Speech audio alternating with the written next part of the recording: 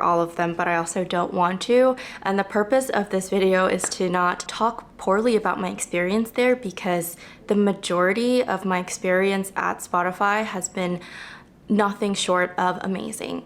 But obviously there are reasons as to why I decided to leave, and to leave without a job lined up. For the past year and some change, I've been working on the highest priority project in my org as the sole data scientist for the majority of it. And I was working like 10 to 14 hour days, give and take, for months on end. And I'm sure there are folks out there who work more demanding jobs, but that was just not the expectation that I had of my role. And I do think the tipping point for me was just the constant pressure from certain stakeholders. Like I said, this wasn't just for a week or two, it was for months. And at a certain point, I started to develop insomnia. This entire situation at work made me so anxious that I couldn't sleep, I didn't exercise, I didn't really do anything except for work. And a big side effect from a demanding 9 to 5 is you getting pulled away from your real life.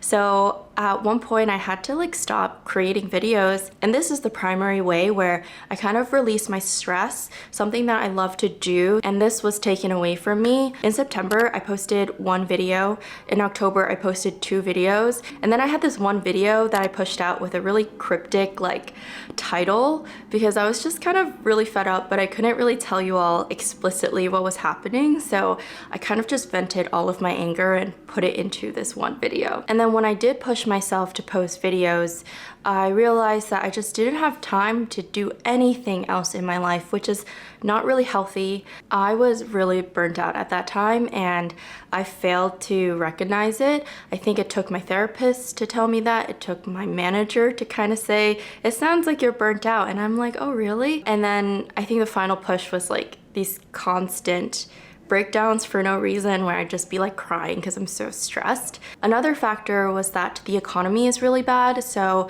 there wasn't a lot of upward mobility or movement. I think I had to really make an extremely strong case, and even on top of working these insane hours, even on top of working on a very high impact, high visibility project, I think my career progression wasn't very clear here. It was extremely stagnant. I felt like I was putting in so much work and I wasn't really moving anywhere. Those were just all signals for me to take a step back and say, hey Julia, like maybe you should reevaluate your current situation and seek other opportunities. So I decided to start job searching around October. The market was pretty bad back then, but I think it's kind of worse right now. So I just shot my shot. I got around like 5 HR calls. 3 of them amounted to a role that I was interested in, and they were also equally interested in me. And then it took a 1.5 months for me to get to final rounds with one of the companies.